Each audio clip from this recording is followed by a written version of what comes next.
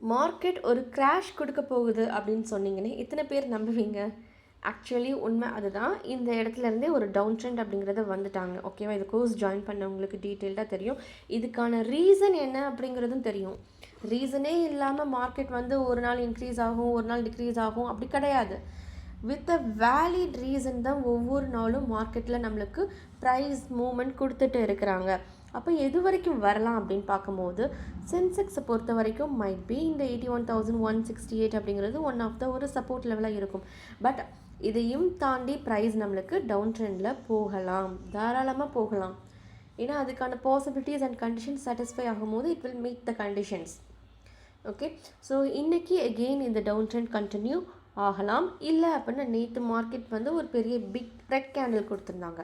அந்த red கேண்டிலில் at least ஒரு minimum 50% ஒரு ரிட்ரேஸ்மெண்ட் அப்படிங்கிறத வந்து எடுக்கலாம். இது சென்செக்ஸோடைய சார்ட்டாக. நெக்ஸ்ட் நிஃப்டி பார்க்கும்போது நிஃப்டிலேயும் சேம் கான்செப்ட் தான்.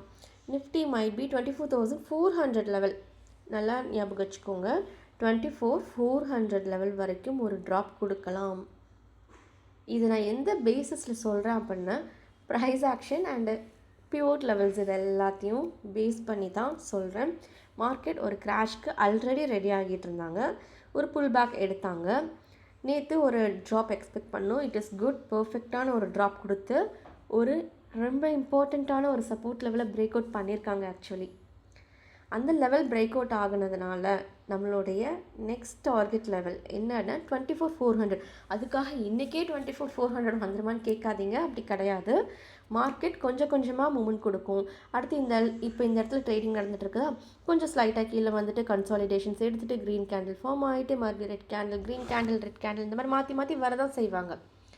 ஓகே, ஸோ அதுக்காக க்ரீன் கேண்டில் ஃபார்ம் ஆகிருக்கு அப்படிங்கிறதுக்காக டார்கெட் 24,400 இருக்குது அப்படின்னா டார்கெட் கம்ப்ளீட் பண்ணாமல் மறுபடியும் அப்படியே ரேலி ஆகி போயிட மாட்டாங்க. ஓகே, கான்செப்ட் புரிஞ்சுக்கோங்க, ப்ரைஸ் ஆக்ஷன்ஸ் எப்படி ஒர்க் அவுட் ஆகுது அப்படின்னு.